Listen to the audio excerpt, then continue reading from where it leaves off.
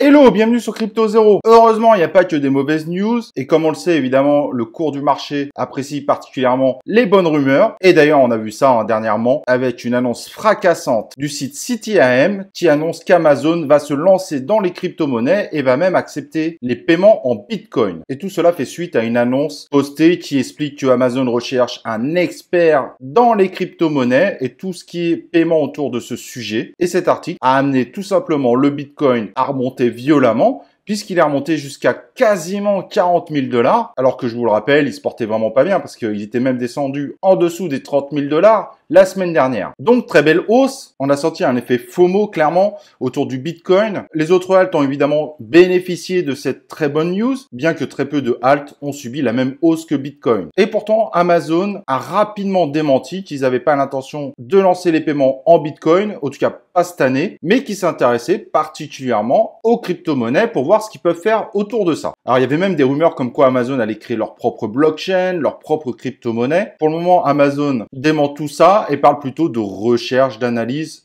dans l'univers des crypto-monnaies. Donc, on verra ce que ça va donner. Mais cependant, si le démenti a calmé la grosse hausse qu'a subi le Bitcoin et évidemment tous les alts autour, et ben pour autant, le Bitcoin n'est pas autant redescendu qu'il est monté parce qu'il s'est arrêté à peu près aux alentours de 37 000 $. Il semble aller vers une sorte de stabilisation. Cependant, est-ce qu'on peut parler d'un bull run? Ça me paraît beaucoup trop tôt pour dire ça. S'il y a quelques nouvelles très intéressantes, des banques qui annoncent qu'ils vont vraiment se lancer dans la crypto-monnaie, les annonces également de Visa, les rumeurs d'Amazon qui disent qu'ils vont se lancer réellement dans le paiement en Bitcoin, même si c'est démenti, pour autant ils disent quand même qu'ils s'intéressent clairement aux crypto-monnaies. Donc peut-être que cet été, la chute sera pas aussi violente qu'on l'imaginait. Certains pensaient même à un Bitcoin qui pouvait descendre jusqu'à 10K. Ça me paraît impossible, mais cela vient aussi d'analystes reconnus. Et si ces bonnes news qui amènent un bon enthousiasme face aux actualités beaucoup moins jolies qui se multiplient en ce moment, il semble quand même avoir quelques indicateurs qui pourraient nous dire que la fin de l'été pourrait amener le secteur des crypto-monnaies à repartir à la hausse. Et on voit également les gros acteurs de la crypto-monnaie qui commencent à faire quelques annonces pour faire plaisir aux régulateurs.